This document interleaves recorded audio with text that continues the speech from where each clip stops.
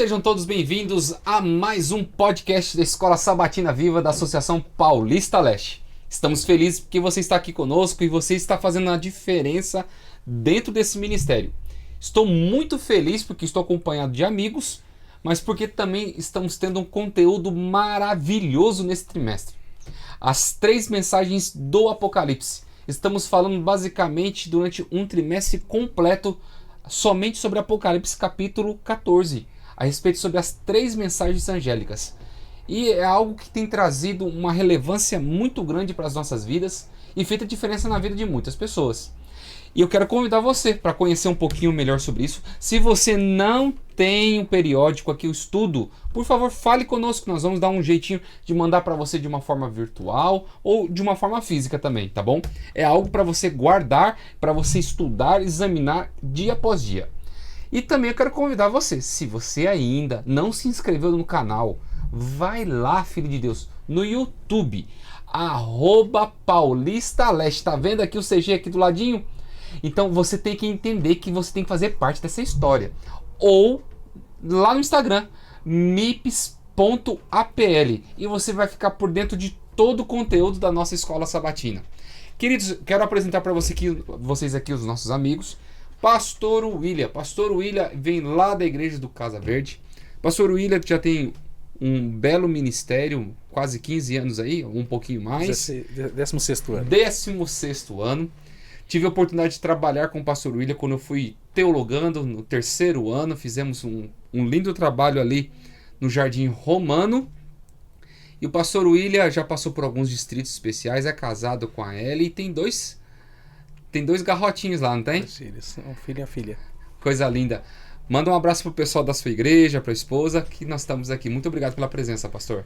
Obrigado pelo convite, pastor Leonardo. Pastor Leonardo, a gente já se conhece há bastante tempo, trabalhou ali, plantamos uma igreja junto, né, pastor Sim. Leonardo? E é uma bênção estar trabalhando ao seu lado, viu? E quero mandar um abraço para as igrejas do distrito da Casa Verde. Também mandar um abraço para minha família ali, né? A Ellen, a Júlia e o Felipe. Isso. E o pastor, aquele que faz a diferença, o pastor MDA da Paulista Leste, o pastor César. Pastor César, muito obrigado porque o senhor está aqui conosco. Que Deus te abençoe. Pode mandar um abraço pro pessoal, pros teus aventureiros, desbravadores. Tá bom. Olá, amigos. Que alegria estarmos mais uma vez aqui juntos para recapitularmos a lição. A gente sempre fica muito feliz pelo convite. Obrigado aí, pastor Léo, também pelo convite. E, é claro, mandar um abraço especial então aí para nossa família de Lenço, né? Nossos aventureiros, nossos desbravadores. Que Deus continue abençoando cada um deles, a família, o lar. E juntos vamos crescer mais na palavra de Deus ao recapitularmos ou estudarmos a lição dessa semana. Amém. Amém. Muito bem, queridos. Nós estamos chegando aqui numa questão aqui muito importante, a lição. E eu quero chamar você para entender um pouquinho melhor conosco. O selo de Deus e a marca da besta. É a lição 11ª. Nós estamos chegando ao final do nosso trimestre. É uma lição importante que você vai entender. Mas, pastor, que selo é isso? Quem que é a besta? Que marca é essa que vai ser colocada sobre o povo? Nós vamos aprender tudinho hoje aqui. Nós temos 2 experts aqui em Apocalipse, Daniel. Nós vamos falar um pouquinho e nós vamos dar nossas contribuições. Se você ainda não preparou o coração, quero te convidar agora para preparar o seu coração para estudar a palavra do Senhor. Feche seus olhos, nós vamos fazer uma oração nesse momento. Amado Deus, nós estamos aqui para aprendermos as tuas verdades. Amém.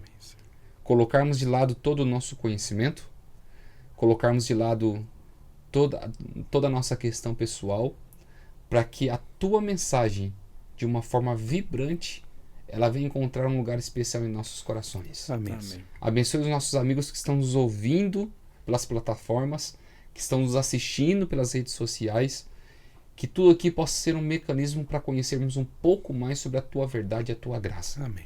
Dá-nos o teu perdão e a tua paz. Tudo isso nós te pedimos em nome de Jesus. Amém. Amém. Amém. Apocalipse capítulo 7, verso 2 e 3 vem dizendo como verso para memorizar. Vi outro anjo que subia do nascente do sol, tendo o selo do Deus vivo, e gritou com voz bem forte aos 4 anjos: aqueles que tinham recebido poder para causar danos à terra e ao mar, dizendo: não danifiquem nem a terra nem o mar, nem as árvores, até marcarmos com selo na testa dos servos do nosso Deus. À medida que nós vamos estudando aqui o trimestre, Pastor William, Pastor César, nós vamos enxergando que os eventos do tempo do fim estão próximos. E aqui tem uma marca, a marca da besta, um ponto crucial, que é a diferença de toda a atuação de Deus e do inimigo através das almas nessa terra. Agora, quais são as questões aqui mais fundamentais desse grande conflito entre Deus e Satanás que tem afetado as nossas vidas nos dias de hoje? Pastor William, como que o senhor pode definir isso conosco? Você vê, a questão fundamental é a adoração, né? Nós sabemos que o grande conflito começa no céu, Satanás querendo ser Deus, Satanás querendo ser criador, Satanás querendo receber adoração, né? E ao longo da história, esse grande conflito ele é marcado pela adoração. E quando nós chegamos aqui nessa lição, que vai falar sobre essa questão da marca da besta, o selo de Deus, né? A gente percebe ali que o sábado ele é central nesse ponto, porque o sábado chama a adorar a Deus como Criador. O inimigo ele faz uma contrafação do sábado e coloca um dia de guarda, um falso sábado, que é o domingo, né? Um ponto interessante aqui, o pastor Leonardo, é que se o sábado fosse guardado por todos, desde a criação e em toda parte, em todo o tempo, nós não teríamos no mundo nenhum ateu e nenhum evolucionista. O sábado ele seria uma vacina contra o ateísmo e evolucionismo. Até porque é o seguinte, o próprio Satanás ele não é nem ateu nem evolucionista. O próprio Satanás ele crê em Deus, ele sabe que Deus existe e ele sabe que Deus é criador. Aí ele faz o quê? Ele joga no mundo essas teorias para tirar Deus de cena, do coração das pessoas, e joga essa teoria para tirar o Criador de cena, que é para que Deus não receba a adoração devida a ele. Aí o sábado ele vem aqui nesse contexto, a mensagem angélica, né? Adorar a Deus como Criador, né? Então voltar a adoração ao Criador, voltar a adoração a Deus, né? E colocar Deus no foco da adoração.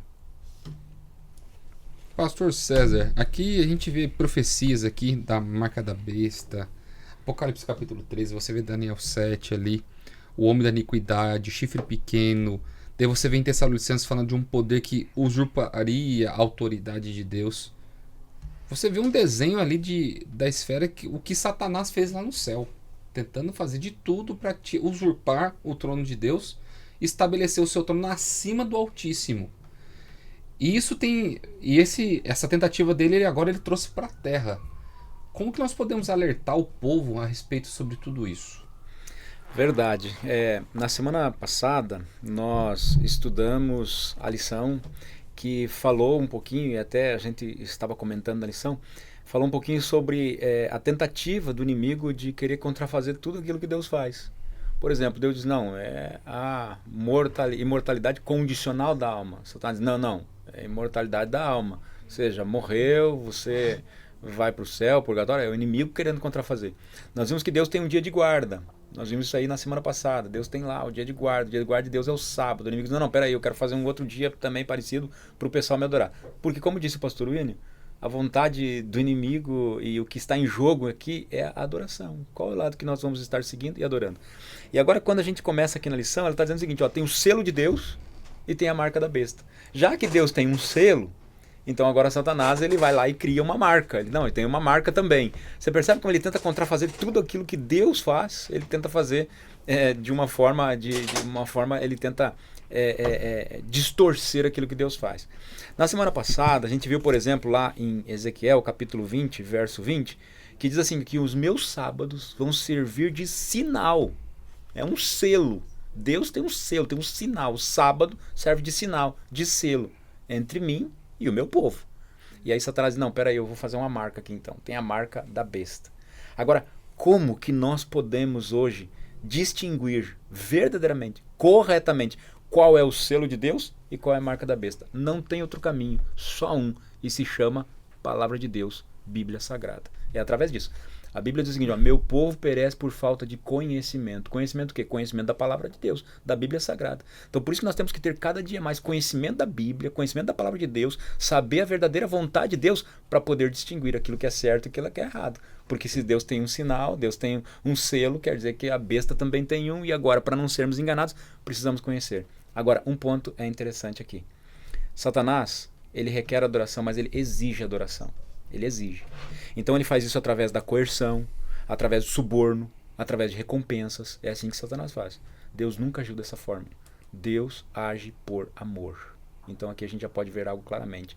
Deus, ele não te obriga a fazer nada, mas Deus pede por amor, já que ele é o maior, vamos dizer assim, oferecedor. Aquele que mais oferece amor é o próprio Deus, a ponto da Bíblia dizer que Cristo morreu por nós, sendo nós ainda pecadores. Então essa é a maior demonstração de amor. E aí, como demonstração de amor, Deus está dizendo, eu também quero uma prova de amor sua. Dá uma prova de que realmente a gente está junto nessa. E como que a gente faz isso? Através do cumprimento das promessas, da palavra de Deus, dos ensinamentos e mandamentos compostos ou escritos em sua palavra. Aqui quando nós vamos para a parte de domingo, a respeito sobre uma perseverança inabalável, nós vemos aqui que Deus ele chama todos no sentido para adorá-lo. Quando nós vamos em Isaías, nós vemos lá que de um sábado a outro toda a carne irá me adorar. Nós encontramos que essa mensagem do primeiro anjo, Deus adverte as pessoas que também existe uma Babilônia espiritual, não somente territorial. Um falso sistema religioso com raízes antigas da Babilônia. Essa é uma mensagem do segundo anjo, a respeito sobre que há uma adoração falsa sendo ensinada e pregada para as pessoas. O terceiro anjo, ele adverte a respeito sobre a adoração à besta, que fala lá em Apocalipse capítulo 14, verso 9, que o anjo declara com voz forte, se alguém adora a besta e a sua imagem e recebe a sua marca na testa ou na mão, também esse beberá do vinho do furor de Deus. Agora, essa questão da perseverança. Aqui está a perseverança dos santos, os que guardam os mandamentos de Deus e têm a fé em Jesus. No tempo do fim, como que isso vai nos ajudar a discernirmos se eu estou adorando a Deus ou se eu estou adorando a besta? E nesse ponto aqui, na lição anterior, perceba que a gente acaba voltando na lição anterior, né, Pastor César? Na lição anterior nós falamos desse verso aqui um pouquinho, né? Apocalipse 14, 12 diz, aqui está a perseverança do santo, né? Dos santos, os que guardam os mandamentos de Deus e têm a fé em Jesus. É interessante que, como falamos na semana passada, perseverança está ligada aos salvos. Os salvos precisam perseverar para vencer as batalhas, vencer as dificuldades. E a lição ela coloca aqui que perseverança em grego é hupomone, né? E é mais traduzido como uma perseverança inabalável. É uma fé que não se abala por nada. Nós temos um exemplo disso quando Sadraque, Mesaque e Abednego estavam naquela situação que o rei construiu aquela estátua e obrigou todos a adorarem aquela estátua quando a música fosse tocada. Sadraque, Mesaque e Abednego não adoraram. O rei quis dar uma segunda chance para Sadraque, Mesaque e Abednego. Eu vou tocar a música de novo e vocês vão adorar. E Sadraque, Mesaque e Abednego disseram, rei, fica sabendo de uma coisa, pode tocar a música que for aí, mas nós não vamos adorar. Nós vamos adorar só o Senhor. Se Deus quiser nos livrar da tua mão, Ele vai nos livrar. Se não quiser, não livra. Mas nós não vamos adorar a sua estátua. E aí nós conhecemos a história, que aqueceu 7 vezes mais a fornalha. Sadraque, Mesaque e Abednego foram lançados na fornalha ardente. E Deus esteve lá com eles, livrou eles da fornalha ardente, né? Mas perceba que esta Daniel, capítulo 3, que fala sobre essa estátua que Nabucodonosor erigiu, obrigando uma adoração, né? E obrigando o povo ali a se curvar diante daquela estátua, isso vai se repetir em nossos dias. A união de igreja e Estado vai impor também uma adoração universal e vai exigir de nós a fé inabalável que Sadraque, Mesaque e Abednego tiveram, né? Essa fé, eu gosto de dizer o seguinte, viu, pastor Leonardo? Ela não surge na hora da prova. Sadraque, Mesaque e Abednego não deixaram para serem fiéis na hora da prova. Ele já demonstrava isso. Quando chega em Babilônia, não vamos nos contaminar com a comida do rei. Ele estava lá, sabe? Então, no momento de calmaria, você se prepara para o momento de prova. Então, a fé inabalável, ela não vai surgir como um estalar de dedos no fim, na hora da prova. Você e eu desenvolvemos ela hoje, né? Então, essa fé inabalável leva a outra coisa que o texto diz, a fé de Cristo. Aqui tem 2 pontos. Muitos têm fé em Cristo, mas não têm a fé de Cristo. Muitos têm fé em Cristo acreditando que Cristo é Jesus, é o Salvador, está tudo certo. Precisamos disso também. Mas eu preciso desenvolver na minha vida a fé de Cristo. Qual é a fé de Cristo? Aquela fé de confiança em Deus, aquela fé de boas obras, aquela fé de ser fiel até a morte, como Cristo foi, e não perder a nossa coroa da vida, aquela fé de fidelidade para com Deus como Cristo foi fiel. E se nós fizermos isso, guardarmos os mandamentos e tivermos a fé em Cristo, nós vamos ter essa perseverança inabalável. As pessoas às vezes podem estar olhando para nós e perguntando assim, mas pastor, por que o senhor está falando tanto que vai ter uma perseguição? Por que isso vai acontecer? Hoje nós vivemos num país laico, onde existe liberdade religiosa, nós podemos expressar, temos congressos, houve agora nesse mês de maio, houve o primeiro congresso de liberdade religiosa feito no NASP Campus 1. Por que vocês falam tanto sobre isso? Porque a história ensina que vai acontecer novamente. Houve uma repressão no passado, no tempo de Daniel, houve uma repressão no tempo de Jesus, houve uma repressão no início do cristianismo, e vai terminar a história do cristianismo com uma outra perseguição. Um poder civil, religioso, boicote econômico, dentre outras coisas, vão acontecer. Agora, a característica de um povo que vai perseverar, não vai perseverar somente porque eu ouvi falar. Não, porque ele vive isso. Não, uma coisa que o pastor William colocou, isso não vai acontecer de uma hora para outra. Você tem que estar enraizado. Você tem que estar alimentado na palavra para poder demonstrar que você não vai adorar a besta e nem os seus falsos ensinos. E o contexto vem dizendo aqui na lição que quando nós nos colocamos diante do Criador, nós vivemos pela fé.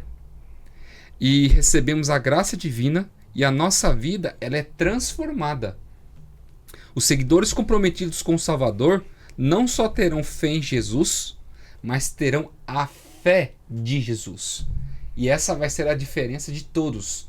Porque nós vamos falar, eu tenho fé em Jesus. Não, eu tenho a fé em Jesus, mas eu terei a fé de Jesus em minha vida. E eu serei uma pessoa diferente, a minha mentalidade será diferente, e nós seremos transformados ali pela graça e pela misericórdia de Cristo. Verdade. Eu pude perceber aqui também, fala sobre 2 características. Realmente, Apocalipse capítulo 14 e 12 tem 2 características essenciais ali, que é a guarda dos mandamentos de Deus e a fé em Jesus, ou a fé de Jesus, como já foi muito bem colocado. Mas há uma virtude aqui, que para mim ela é fundamental nesse momento aqui, que a virtude é a perseverança. Para mim é uma perseverança. E essa virtude da perseverança, eu vou dizer para você, não é fácil nos dias de hoje. Hoje, por exemplo, alguém diz o seguinte, eu vou começar o ano bíblico. Aí chega lá em Gênesis capítulo 50 e já acabou o ano bíblico no mês de janeiro. A pessoa diz que não, eu vou começar a fazer uma academia. E gente, olha, eu tô aí num processo de emagrecimento aí, tal, mudança alimentar, aquela coisa toda.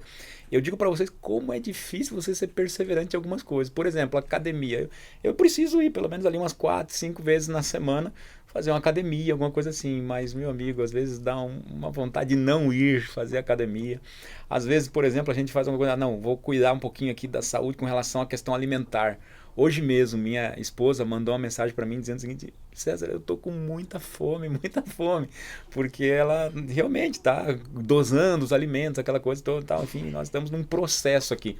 E eu digo para você, não só nisso, mas em muitas coisas. A pessoa começa um curso de inglês, não tá dando certo, eu vou parar e tal, enfim, faz 3, 4, 5 meses de inglês e tal, e acha que vai falar em 4, 5, 6 meses. Vai falar inglês, mas não é assim. A gente precisa ser perseverante. E perseverante em muitas coisas. No casamento, a gente precisa ser perseverante em muitas coisas, sabe? Perseverante no amor, no carinho, no comprometimento. Tudo precisa ser perseverante. E a gente vê que essa é uma característica. Aqui está a perseverança dos santos. Ou seja, não é só guardar os mandamentos e ter a fé de Jesus, mas é ser perseverante, mesmo em meio às provações e lutas da vida que a gente pode passar. E aí a lição mesmo, ela traz pra gente aí, eu não quero me adiantar, mas ela começa falando sobre o conflito ali e fala o que Jesus passou. Jesus, ele foi fiel até a morte, até a morte. Imagina, por exemplo, se hoje nós fôssemos colocados à morte. Imagina hoje uma perseguição Você percebe? Hoje, eu estou passando aqui um pouquinho de fome porque eu decidi não comer, porque eu quero fazer um regime, alguma questão assim. Imagina você passar fome porque você não tem o que comer.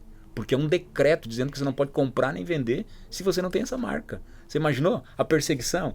Seus filhos sendo presos, por exemplo, você sendo preso, levado à prisão. Não, você não quer guardar o sábado, não quer guardar o domingo, então aqui há um decreto para isso. Então você vai ser preso. Imagina você sendo colocado à prisão. E eu fico imaginando o que os cristãos passavam no passado, lá na Idade Média, no começo ali da era cristã, quando eles eram levados à prova a ponto de ficar sendo ridicularizados por um grupo de pessoas, animais ferozes devorando eles, sabe? Havia certas torturas que, meu amigo, imagina se nós fôssemos torturados a isso. Então será que a gente teria a mesma perseverança em continuar fiel aos mandamentos de Deus? A pessoa diz, você quer comer? Tá bom, então larga o teu sábado. Mas aqui está dizendo que ele é perseverante em guardar os mandamentos de Deus. Você quer ser perseverante? Então faz o seguinte, nega-se Jesus. Mas aqui está dizendo que ele é perseverante nisso também, mesmo diante das provações. Por isso que diz, perseverança inabalável. Meu amigo, eu vou dizer uma coisa. Não sei se nós estaríamos preparados. Como o pastor diz o seguinte, ninguém se torna cristão do dia para a noite. E eu costumo dizer que cristão, Nissim hoje não existe. 3 minutos. 3 minutos está pronto, não existe. Isso é uma convivência com Deus constantemente. E quando a gente consegue vencer uma luta e uma provação, guardando os mandamentos, sendo fiel a Jesus, pode ter certeza que a gente fica mais fortalecido para vencer as próximas, que com certeza, infelizmente, acabam vindo na vida de todo cristão. E eu falo nas minhas igrejas, o pastor César, que você ficar parado na garagem não vira carro. Verdade. Seria loucura ficar parado na garagem esperando virar carro, né? E eu falo também, ir só à igreja, ficar sentado nos bancos, não faz de você um cristão. Tem muita gente que vai na igreja, mas não é cristão ainda, né? O que vai fazer de você um cristão? O seu relacionamento vivo, diário com Jesus. Que a prova vai vir, tá aí, a Bíblia diz. Perseguição que você falou, né, pastor Leonardo? Apocalipse 12:17. Irou-se o dragão, Satanás, contra a mulher que é a igreja, e foi fazer guerra contra os remanescentes, que guardam os mandamentos de Deus e têm testemunho de Jesus. O que é fazer guerra? É perseguir. Ou seja, a perseguição vai vir. Como o pastor Leonardo já falou, já teve e vai ter novamente, né? Agora, como que eu vou ser um cristão para suportar essa prova? Não é simplesmente ir na igreja no sábado e sentar lá e assistir um bom sermão. É o meu relacionamento vivo, diário com Jesus, que vai me dar força para suportar essa prova, né? E onde a gente entra em questão de prova, eu acho que não tem prova maior do que foi que Jesus passou na cruz. Como a lição vem dizendo, dessa questão, o conflito cósmico. Jesus ele tinha se preparado para os piores momentos. Enquanto todo mundo dizia que ele deveria desistir, ele foi perseverante porque ele acreditava no ideal que Deus havia colocado e apresentado a ele. Ele fez parte do plano da salvação e na redenção da humanidade. E Ellen White ela diz no livro Cristo Triunfante que em meio à terrível escuridão, aparentemente abandonado por Deus, Cristo sofreu as piores consequências da miséria humana. Durante aquelas horas pavorosas, apoiava-se as provas que anteriormente ele havia sido dada a ele quanto à sua aceitação ao Pai. Pela fé, Cristo saiu vitorioso. Amém. E a fé de Jesus ela é tão profunda que ela nos alcança e serve como exemplo para nós. Eu não posso falar assim, o Leonardo é o exemplo para alguém. Não, o exemplo nosso tem que ser Cristo. Mas o cristão Leonardo deve ser usado como exemplo para as outras pessoas. Hoje existe eu falo, um grande erro em alguns lugares. Quando você vai para uma igreja, a pessoa olha para você assim, olha, por favor, não olha para a direita, não olha para a esquerda, olhe somente para Jesus. Não, mas Paulo ele fala, sede imitadores como eu sou imitador de Cristo. Sede santos como santo é o vosso Pai Celestial. Nós precisamos apresentar para as pessoas através do nosso semblante, das nossas atitudes, dos nossos pensamentos, do nosso falar, que nós somos semelhantes a Cristo. Nós temos a experiência de viver a fé de Jesus. Ter Cristo em nossa vida de uma forma eficaz. E em meio a esse plano cósmico, eu tenho que apresentar para as pessoas que eu não sou a esperança, mas eu vivo da esperança em que eu creio para as pessoas. Sim. E eu tenho que ser a diferença na vida de muitas pessoas aqui. Pastor, como que a gente pode falar sobre essa provação terrível na vida? Eu achei interessante uma frasezinha que a lição trouxe, falando sobre a fé de Jesus, né? Só complementando o que o pastor Léo estava falando. Ele diz assim, ó, como que é a fé de Jesus? A fé de Jesus é que confia quando não pode ver. Você confia quando não pode ver. É uma fé que acredita quando não se consegue entender. E é uma fé que se agarra com firmeza quando há pouco em que se agarrar. Não pensa que essa é uma fé assim vinda de uma hora para outra, dizendo que a própria lição diz, a fé, contudo, não surge do nada, não surge do nada. E diz que a fé vem pelo ouvir, e o ouvir a palavra de Deus, a Bíblia Sagrada. Então é assim que Jesus venceu. No momento da provação, Jesus disse, mas não, peraí, mas não só de pão vive o homem, mas de toda a palavra que sai da boca de Deus. Então Jesus sempre usava, mas está escrito, está escrito, está escrito, é a Bíblia. Então, com certeza, Jesus, ele venceu, ele se aprofundou na sua fé, ele tinha uma fé realmente vitoriosa e inabalável, porque ele confiava, em primeiro lugar, em Deus, o seu Pai. E ele confiava também na palavra que é de Deus, é dele, a palavra dele. E ele sabia que realmente o modo de nós vencermos, de sermos perseverantes e termos essa fé, é nos agarrarmos cada dia mais na palavra de Deus. Mas eu digo para você, não é algo fácil. Há um texto, por exemplo, bíblico lá, que está lá em João capítulo 3, ali falando sobre Nicodemos, né, dizendo o seguinte, olha, Nicodemos esteve com Jesus e aí disse, você faz tantas coisas aí e tal, eu sei que você é um ser supremo e tal, enfim. Ele disse, olha, mas se do alto não viesse esse poder, eu não faria nada. E é justamente isso. O poder que Jesus tinha para vencer a provação, o poder que ele tinha na perseverança vinha do alto. E da mesma forma na nossa vida também é. Quando nós nos apegarmos a Deus, nos apegarmos a Cristo Jesus, a fé de Jesus se torna a nossa fé também. E a Bíblia diz que nós nos tornamos mais que vencedores em Cristo Jesus. Isso aí é algo que realmente é reconfortante, é algo que nos dá ânimo. Saber que a vitória de Cristo se torna a nossa vitória também. Amém. No momento da aprovação. Aqui na parte de terça-feira, que nós vamos aprofundando um pouquinho, eu sei que essa parte conflito cósmico é uma coisa muito profunda, mas nós precisamos nos atentar aqui na questão que a profecia, ela se refere à marca da besta como uma intolerância religiosa, um boicote econômico, uma perseguição e um decreto de morte. Isso você vai ver de uma forma clara Daniel capítulo 3, você vai ver em Apocalipse capítulo 13, que existe um paralelismo entre esses dois capítulos. João, quando ele vê todo o cenário da marca da besta, você vê o sofrimento que o povo teria de perseguição, ele está vendo o que aconteceu em Daniel 3 e relatando como seria o sofrimento do povo. Mas dentro desse clímax entre Satanás, a guerra de Satanás contra Deus, a primeira estratégia satânica nessa campanha sempre vai ser o engano. E falar sobre um tempo futuro, vai falar, olha, as coisas vão acontecer, mas só que de uma forma longeva. Mas nós nos esquecemos do contexto de Lucas, que Jesus diz que a vinda do Senhor pode vir como um ladrão na nossa vida, como um laço. E Satanás, ele sempre tenta fazer com que nós possamos postergar as nossas decisões ao lado de Deus, para dizer assim, você tem um controle do seu tempo, você tem um controle da sua vida, mas na verdade pouco tempo nos resta. Como que a gente pode entrar nessa cadeia da impiedade aqui, pastor William, sobre esse contexto da marca da besta? Qual o alerta que Deus coloca para nós aqui? Você falou muito bem ali, pastor, que a primeira estratégia de Satanás é sempre o engano, né? Mas ele tem duas estratégias principais que ele sempre usa, vai mesclando ao longo da história, né? Engano e perseguição. É engano e maltratar ali, sabe? Judiar mesmo. E no fim dos tempos, a gente percebe que Satanás ele vai agir ali. Outra coisa importante é lembrar que Satanás, ele sempre quando age, ele age usando... Ele não aparece como ele é e faz a ação. Ele age usando poderes humanos. Quando Jesus nasceu, Satanás usou Herodes para perseguir Jesus.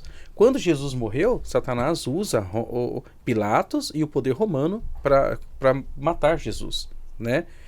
A igreja ela é perseguida primeiro por líderes religiosos de Israel, depois ela é perseguida pelo Estado romano, pelo Império Romano, né? Então Satanás sempre está por trás disso aí. e ele vai novamente usar o Estado e a religião para atacar o povo de Deus. Um dos pontos aí tem o engano já está aí, está acontecendo. Mas quando a perseguição vier, ela começa com uma sanção econômica.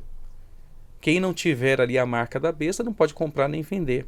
Aí alguns falam assim, mas como que seria essa sanção econômica? Gente, está muito fácil, o mundo nosso está maduro para a sanção econômica. Hoje você vê aí que os países estão tudo falando sobre uma moeda digital, né, ter uma moeda digital ali. Hoje quase que não se usa mais dinheiro, é o Pix. Então o governo está conseguindo controlar bem a questão financeira nossa.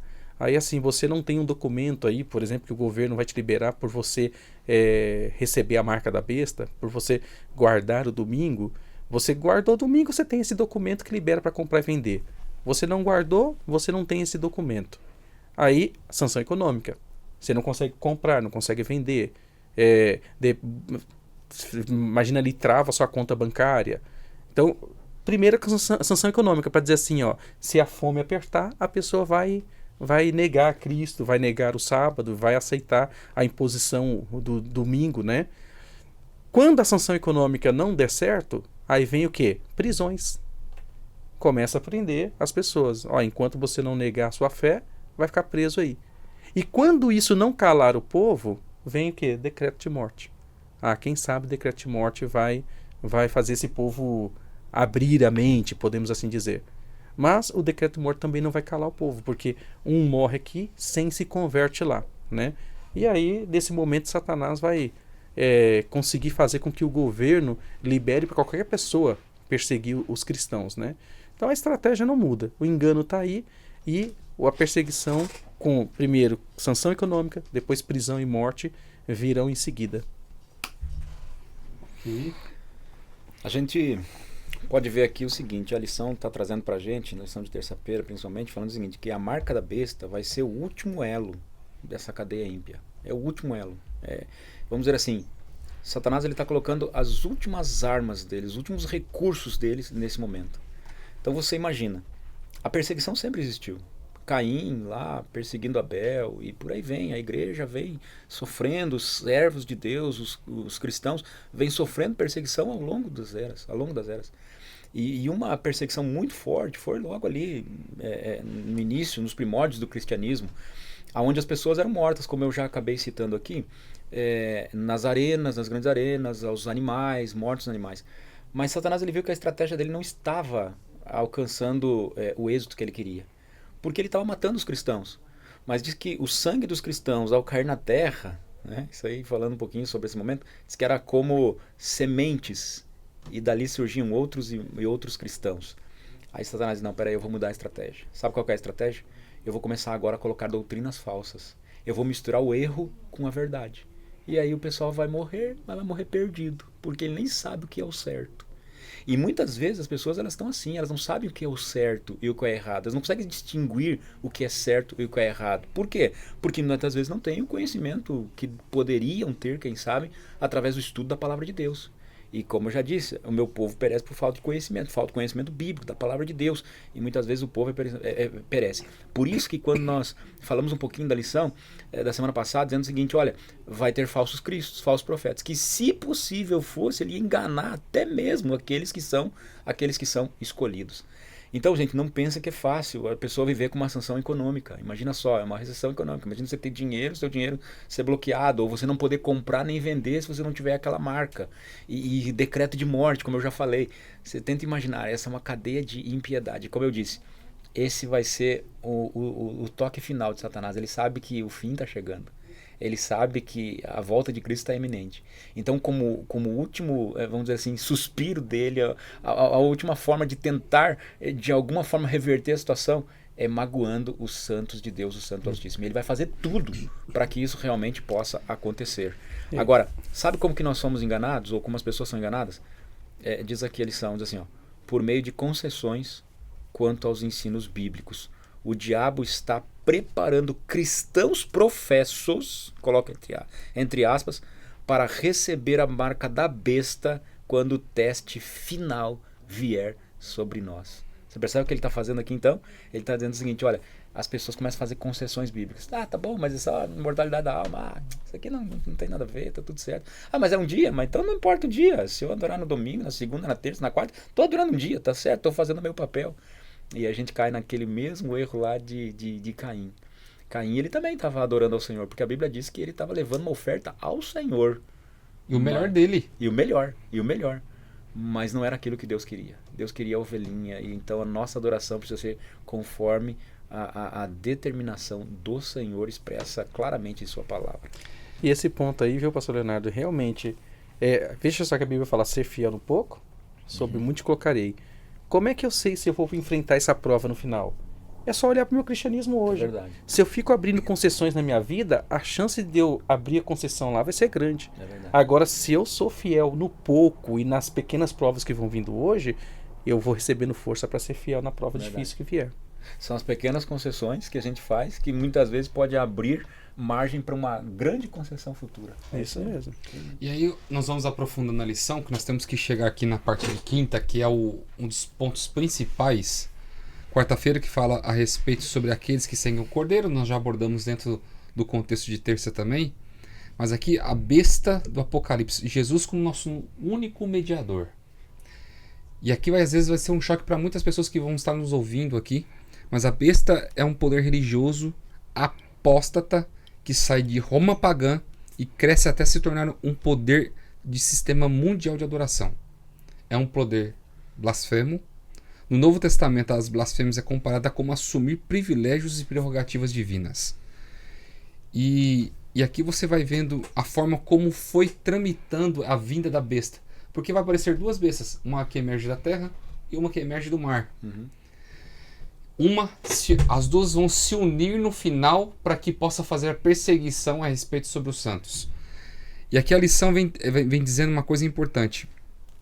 Lá em Lúcius Ferrari, o Papa, artigo 2, prompta da Biblioteca de 1763, volume 6 e página 25 a 29 diz o seguinte: o Papa é tão honrado e tão exaltado que não é um mero homem, mas é como se fosse Deus na terra.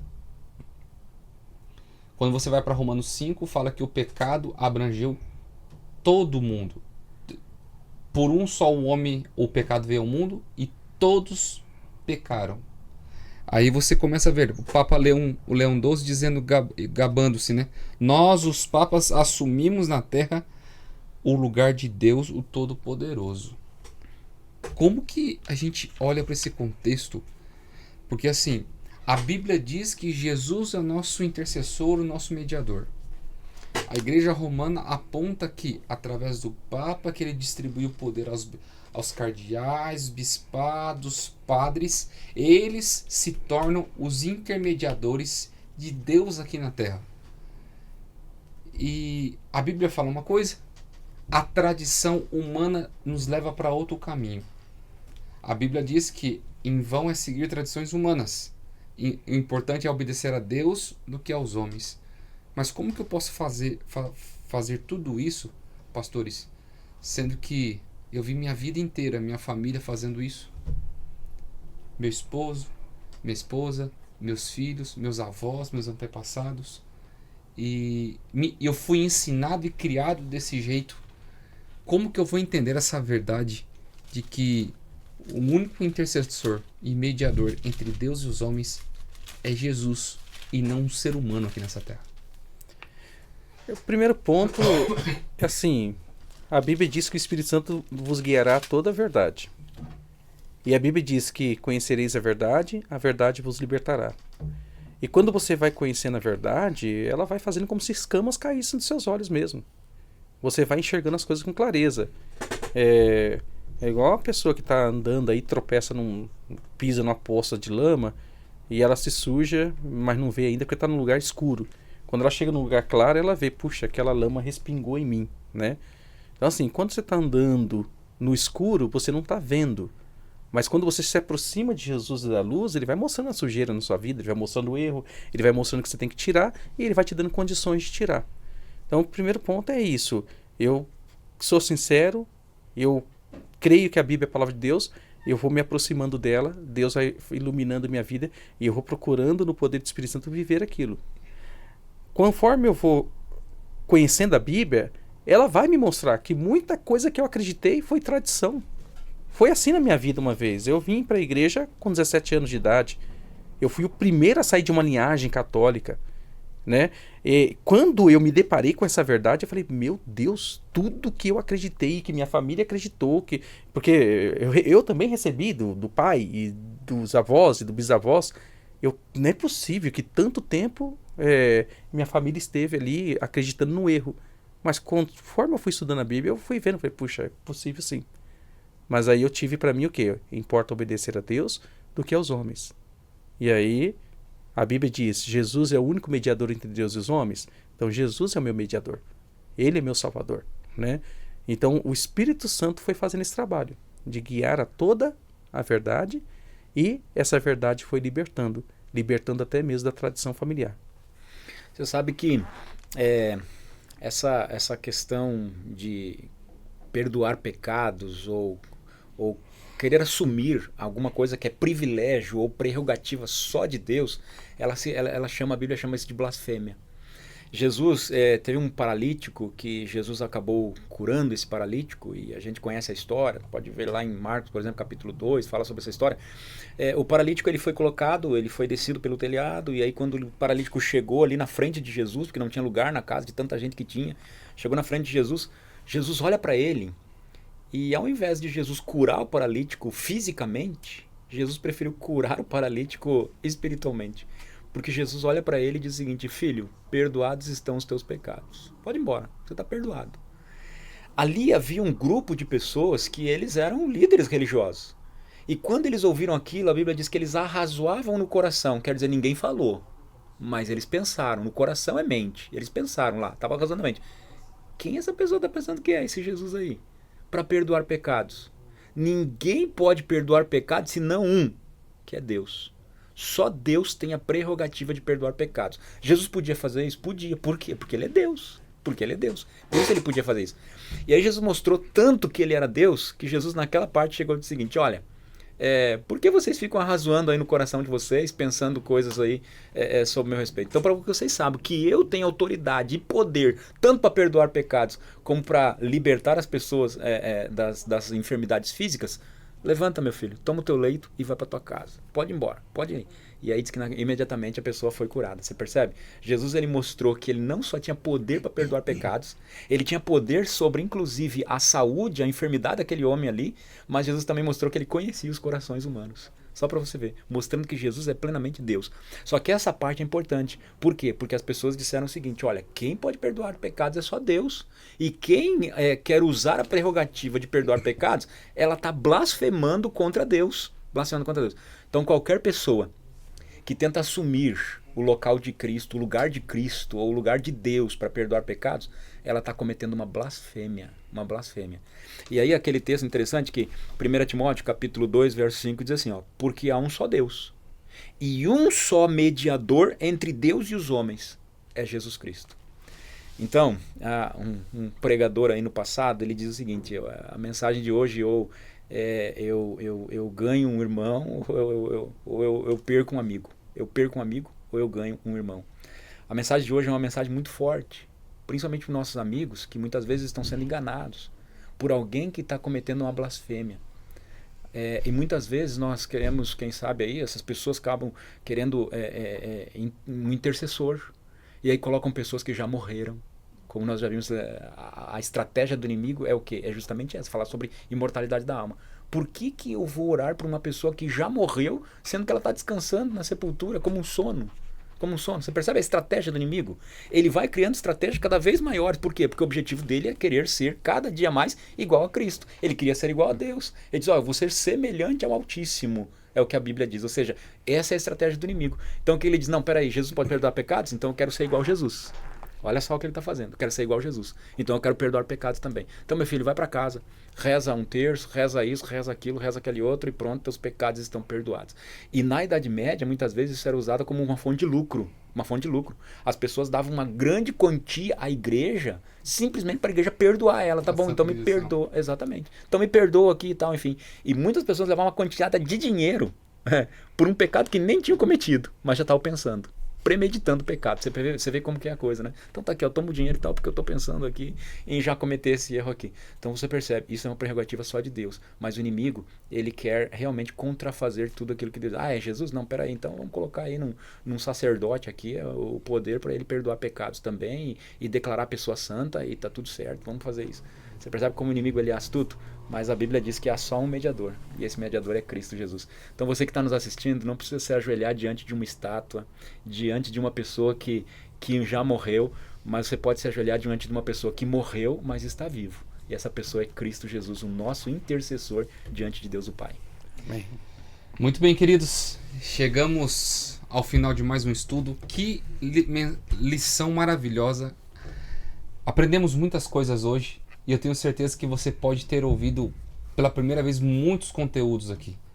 Mas eu tenho certeza que Deus ele está operando no teu coração através do Deus Espírito Santo. Para que essa mensagem não morra na sua vida e no seu coração. Quero te pedir uma coisa. Deixe Deus ser Deus. Deixe Ele guiar a tua vida. Deixe Ele poder controlar tudo aquilo que você precisa. Porque a partir do momento que você entregar a sua vida nas mãos do Senhor, você vai ter a certeza de que o céu é o teu lugar. Amém. Que Deus possa te abençoar, que você possa ter, de acordo com o conhecimento que foi explanado aqui, Ele possa encontrar um lugar especial na tua vida e para que você possa transmitir isso também ao maior número de pessoas possíveis. Amém. Pastor William, o senhor pode nos abençoar com uma oração nesse momento? Oremos.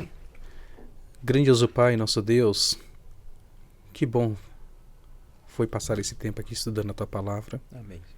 E que bom saber, ó Pai, que nós podemos contar contigo o tempo todo. Amém. Amém. Senhor, ajuda-nos a vivermos um cristianismo genuíno. Fortalece-nos, ó Pai, nesse tempo de liberdade, para que quando a prova vier, ó Pai, possamos vencer com Jesus. Amém. Amém. É isso que pedimos para todos nós. Nós oramos em nome de Jesus. Amém. Amém. Amém. Muito bem, queridos, chegamos ao fim. 3 mensagens angélicas, as 3 mensagens do Apocalipse. É algo extremamente importante para minha vida e para a sua vida. Por favor, coloque em prática isso. Leve esse conhecimento aos seus alunos, aos professores da sua igreja, para que as pessoas possam ter um pouquinho mais do vislumbre do que está acontecendo verdadeiramente, esse conflito entre o bem e o mal, esse conflito cósmico, que tem dia, data e hora marcada para acabar, porque o Senhor Jesus, Ele está próximo de voltar. Que Deus te abençoe, que você tenha uma ótima semana. Fique com Deus e até a próxima semana. Amém. Amém.